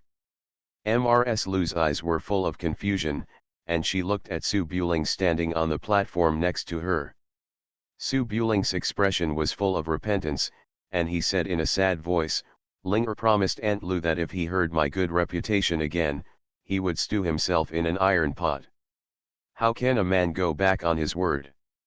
Even if I, Su Buling, betray the world, I will not betray Aunt Lu." As he said this, he was ready to jump down. Mrs. Lu panicked immediately. No matter how dissatisfied she was, she still felt as if she was a precious child. How could she watch Su Buling humiliate herself like this? Mrs. Lu's resentment and dissatisfaction just now were swept away. She hurried to the side of the stage, angry and annoyed. "Buling, I'm not angry anymore. Come down, be careful not to get hurt." Su Buling had said it, how could he go back on his word? After all, he was at home, so he just took a hot bath. "Aunt Lu, you once taught me that a king should follow his words and follow the law. If he changes his orders every day, he will lose the support of the people. If I don't stew myself today, I will feel guilty and fail Aunt Lu's teachings." "Oh." Mrs. Lu stamped her feet anxiously, lifted her skirt and went up to the stage, raised her hand to stop Su Buling. "Don't be so stubborn. Isn't it okay if I'm not angry? Don't you even listen to me?" Su Buling shook his head. "Since I promised Aunt Lu, I will do it no matter what, otherwise how can I face Aunt Lu in the future?" After saying that, Su Buling dodged Mrs. Lu and jumped into the steaming iron pot. Mrs. Lu screamed and her heart was broken in an instant. Without thinking, she wanted to hug Su Buling like crazy. The result is imaginable. Mrs. Lu hugged Su Buling's waist, but a woman with a not very tall figure couldn't hug the tall and strong Su Buling, so she was pulled off the stage directly. As soon as the tip of Su Buling's shoe touched the water, he realized something was wrong behind him. He reacted very quickly and reached back to hug Madame Lu into his arms. After falling into the water, he dragged Madame Lu and held her up high to prevent her from choking. Plop! Water splashed everywhere. The water couldn't really boil. It was about the normal temperature for taking a bath. But the iron pot was really big, enough for 2 people. Madame Lu didn't know any martial arts. She was dignified and quiet on weekdays. When she encountered such a scene, her mind was blank in mid-air. By the time Madame Lu reacted, the 2 had already fallen into the big pot. Madame Lu cried out and closed her eyes in a hurry. Her charming face was full of fear. Only a moment later, she found that the water was not very hot, so she opened her eyes again. Linger. Madame Lu looked down hurriedly, but saw Su Buling lying at the bottom of the pot under the rippling water, with his arms exposed above the water to support her, and gurgling a few bubbles. Mrs. Lu breathed a sigh of relief, but soon she realized something was wrong. The position of the hand push. Mrs. Lu looked down, her beautiful face flushed, her heart trembled, and her body almost softened. She didn't know if it was an illusion, but she felt that the hands pinched her vaguely. Mrs. Lu was stunned, and hurriedly stood up and stood in the big pot. She looked around and saw that Lao Xiao was still squatting below fanning the fire, so she pursed her lips calmly. Clang! Su Buling flipped out of the pot and jumped directly onto the platform, stretching out his hand. "Aunt Lu, it's all my fault. Come up quickly, the water will really boil soon." Mrs. Lu stood in the big iron pot, feeling mixed emotions, and glanced at Su Buling intentionally or unintentionally. Her eyes were pure and her expression was not strange at all, as if she really didn't notice what happened just now. Could it be that the situation was urgent and she did it unintentionally? Mrs. Lu hesitated. "In the future, don't do such stupid things. You are so old." She stretched out her arm for Su Buling to hold, stepped onto the stage, and subconsciously tightened her collar. Noticed that her skirt was completely wet, and Su Buling was like a drowned chicken. Mrs. Lu walked quickly into the house. "Change clothes, don't catch a cold," Ask Yu to get me a set of skirts. After saying that, she ran into the bedroom. Big guys, please cast your recommendation votes. The prince is very fierce. Author, Guan Guan Gong Zi. Chapter 80. The setting sun sank beneath the majestic city wall. In the back house of Prince Su's mansion, Su Buling put on clean clothes and stood in the corridor waiting quietly. We just fell into the water. Men's families don't pay that much attention. It's just a matter of changing clothes, but women's families obviously have a lot more trouble. Most of Mrs. Lu's skirt was wet, and her hair and makeup were too wet. She had to change her inside and outside. Because of the cold weather, she had to take a hot shower to avoid catching a cold. Yunu ran back to get the winter skirt, and a group of maids also came over. There were several trays filled with bathing items. The big pot that was set up came in handy, and a large pot of hot water was reheated. The maids came in and out of the west wing, serving Mrs. Lu to bathe, change clothes, put on makeup and comb her hair. Etiquette begins with formal dress. Women from aristocratic families are the most particular about their dress and appearance. It only takes a few hours to get one set. In winter, the days are short and the sky is gradually getting dark. After Yunu asked, she took the two maids to the kitchen of the back house to prepare the evening meal. In the past, as long as Su Buletinling was around, Mrs. Lu would keep talking to her heart even while taking a bath. But today, after falling into the water, she didn't say another word, and she didn't even make much splashing sound while taking a bath. Gentle and quiet, a bit strange.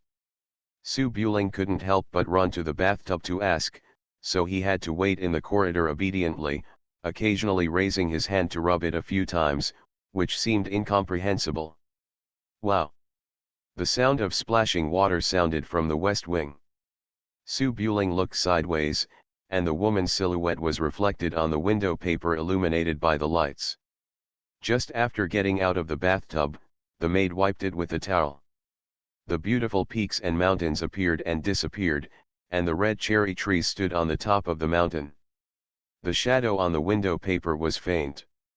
After shaking twice, gravity seemed to have lost its effect. Su Buletinling quickly turned away his eyes and muttered a few words to himself, "Don't look at anything inappropriate." After a while, the door opened with a creaking sound. Mrs. Lu was wearing a long silk dress with a warm-colored shawl on her shoulders.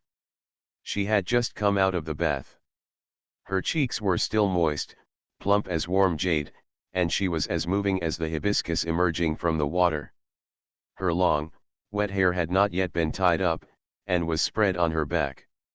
The cool night wind in winter swept by her, and her lightly swept eyebrows could not help but frown slightly. Su Buling walked up quickly, blocked the night wind with his tall body, and chuckled. "Aunt Lu, it's cold outside. Be careful of catching a cold. Come inside." Mrs. Lu's expression was dignified and peaceful. She glanced at Su Buling, tightened the shawl on her shoulders, and walked slowly towards the room where the stove was burning. After the episode of stewing yourself in an iron pot, Mrs. Lu seemed to have lost her temper. The resentment between her brows disappeared, and she was as gentle as before. She said softly as she walked, "No, I don't mean to blame you. This time there is no way to remedy it. Fortunately, it's just 2 poems and it won't affect the overall situation. You have to be careful in the future. Don't worry, Aunt Lu, What should I worry about?" Mrs. Lu became angry when she heard this, and gave Su Buling a look that seemed resentful and angry. "You just know your own right. If you act recklessly again, one day I won't be able to protect you anymore, so you run in front of me. There's no point crying, we'll just die together in Chang'an City." Su Buletinling smiled coquettishly, "As long as Aunt Lu is here, it doesn't matter whether we go back to Suzhou City or not." Happy but not serious. Mrs. Lu glared angrily, but her expression became much warmer, and she stopped lecturing Su Buling. The two entered the warm room. Mrs. Lu sat down at the table and raised her hand to hold up a bunch of hair. "No, bring me the comb." Su Buling took a wooden comb from the house, sat directly behind Mrs. Lu, and raised his hand to comb her wet long hair. Mrs. Lu's body stiffened, and she straightened up a little without moving. She wanted to speak to stop her, but her red lips slightly opened, so she finally stopped and sat upright on the stool. The long hair is extremely smooth and has a light and dark fragrance. Su Buling combed his hair seriously. "There has been too much wind recently, so I just stayed in the Imperial College and waited until the wind passed before going out." Mrs. Lu gave a faint hum, and after thinking about it for a while, her voice was filled with some thoughts. "I feel relieved that Miss Song is with me in the Imperial College. Why did it start again?" Su Buling had a headache for a while, but he didn't dare to speak too harshly. He just shook his head and chuckled. "Song Yufu and I are gentlemen. If I have any thoughts about her, I would bring her over first and let Aunt Lu give her advice. How could I hide it from Lu, Aunt?" Mrs. Lu was dubious. She glanced at the table and then at the two wine jars above. "This wine is good. Did you buy it at Sun's shop?" He asked knowingly that the silk wrapping the wine jar was a tribute from Jiangnan and could only be used by the royal family. How could it be bought at Sun's shop? Naturally, Su Buling was not fooled and answered honestly, "The Queen Mother invited me to the palace for dinner last night. The Queen Mother gave it to me before she left." Mrs. Lu said, "Oh, how many people were there at dinner last night?" Su Buletinling's mind changed quickly and he said with a smile, "Just the Queen Mother and a few palace maids. The stir-fried dishes are average, not as delicious as those cooked by Aunt Lu." Mrs. Lu pursed her lips and smiled, raised her hand to take a wine jar and smelled it. Her voice was soft and gentle. "Sending such a fine wine, the Queen Mother would like to come and have a pleasant chat with you, right?" Su Buling held up her hair and shook her head helplessly. "The Queen Mother asked me if I could write poetry.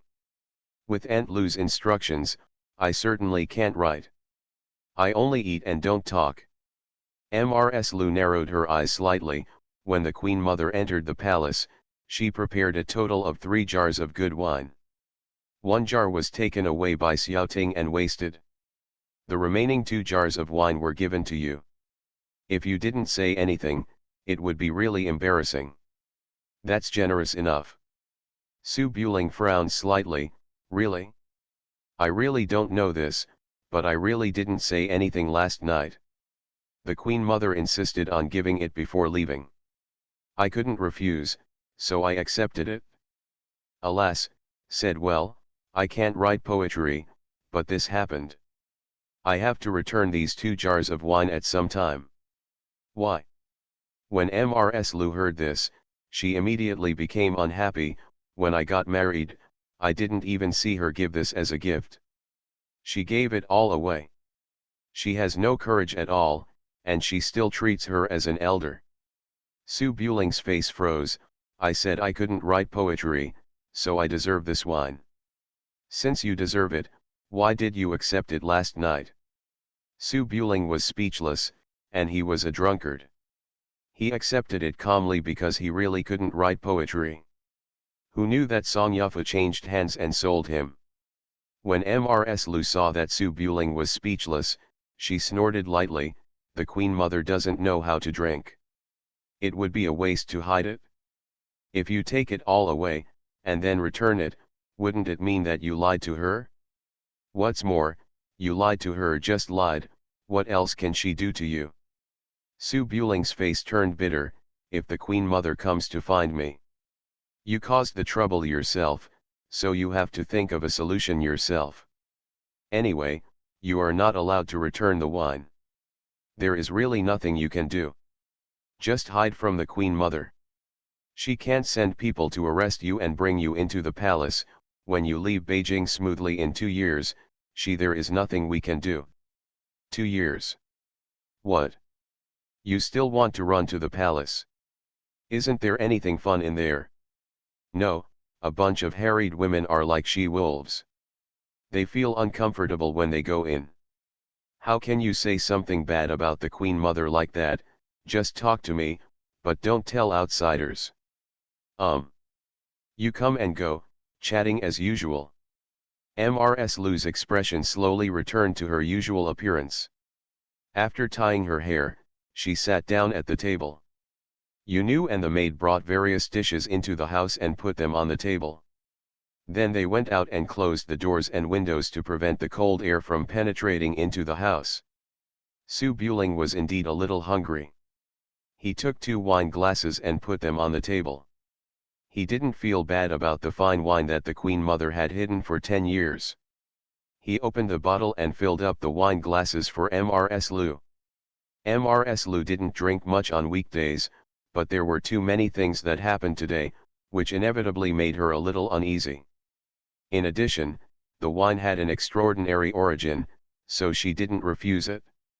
The wine is as cool as a spring, and the rich aroma is like a charming beauty, refreshing the heart and mind. Mrs. Lu picked up the wine glass and took a sip. The duanyusheo was very soft in the mouth, and only after it entered the abdomen could one feel the strong force like a burning knife, which penetrated all the limbs and bones. Wu dash. Mrs. Lu swallowed a little hastily, covering her lips with her sleeves, and her cheeks soon became flushed. She frowned and took 2 breaths, obviously choking and feeling uncomfortable. Su Buling definitely didn't dare to make fun of him, so he quickly picked up a chopstick of winter bamboo shoots and brought it to Mrs. Lu's lips. I can't bear the strong wine. Let's take a bite and drink it down. Mrs. Lu's eyes were misty. She looked at the chopsticks in front of her and glanced left and right. When no one was around, she opened her mouth and took the winter bamboo shoots in her mouth, chewing them carefully. Su Buletinling refilled the wine glass and then drank and ate food by himself. Children of aristocratic families have been taught since they were young that they should eat without talking or sleep with each other. It is impossible for each other to clink glasses at the table and engage in family affairs. Mrs. Lu ate very gracefully, her eyes always on Su Buling, and occasionally she would put 2 chopsticks of vegetables into Su Buling's bowl. As the night got darker, a large table of dishes was gradually wiped out by Su Buletinling. Mrs. Lu was too drunk and was afraid that Su Buletin would be bored drinking alone, so she drank several glasses of wine. Duan Yu Shao is not an ordinary low-alcohol rice wine. It has great stamina. By the time Mrs. Lu noticed it, she was already dizzy and couldn't hold it anymore. She lay on the table quietly, her cheeks flushed and her breathing steady. Fell asleep. After Su Buling finished eating, he put down his bowl and chopsticks, turned his head to look at it for a few times, and raised his hand to shake Mrs. Lu's shoulder. Aunt Lu. Ruiao whispered, not waking up, but just tightening the shawl. Su Buling shook his head and smiled, then bent his arms to pass through Mrs. Lu's legs, supported her back with one hand, and hugged Mrs. Lu horizontally with a little force. The hem of the skirt is hanging down, and the embroidered shoes are dangling. Woo! Mrs. Lu leaned on Su Buling's arm, seemingly awake but not awake. She glanced at him with half-squinted eyes. When she saw that it was Su Buling, she closed them again. She held Su Buling's skirt with her hand and fell asleep again. With Nephrite in his arms, Su Buletinling waited subconsciously. The flesh was growing where it should be, and he didn't look fat. Only when he held it could he feel some weight. Su Buling walked softly to the curtain, laid Mrs. Lu down on her back, half-crouched, held the palace shoes embroidered with petals and gently took them off, and then pulled off the white socks. Mrs. Lu did not wake up, but her delicate and white insteps visibly bowed, and she slightly bent her knees, as if she wanted to retract her feet under her skirt. Su Buletinling followed the same example, took off the other embroidered shoe and placed it neatly on the ground. He stood up and reached out to the tie of his coat skirt, but he immediately realized what he was doing and stopped his hand in mid-air. Su Buling blinked and looked down at the sleeping and unsuspecting Aunt Lu, with a trace of confusion clearly flashing in his eyes. After a moment of silence, there was a knock on the door. "Lady." Su Buling retracted his hand with a guilty conscience and patted his face. "I'm so frustrated." Then he pulled back the quilt, covered Mrs. Lu tightly, put the quilt under her arms, and walked out quickly. "It's quiet at night."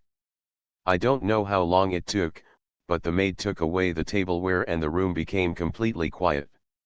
Mrs. Lu woke up faintly between the curtains, turned over, and faced inward. With the faint moonlight, she spread out a piece of rice paper in her arms and looked at the words on it, absorbed in her study.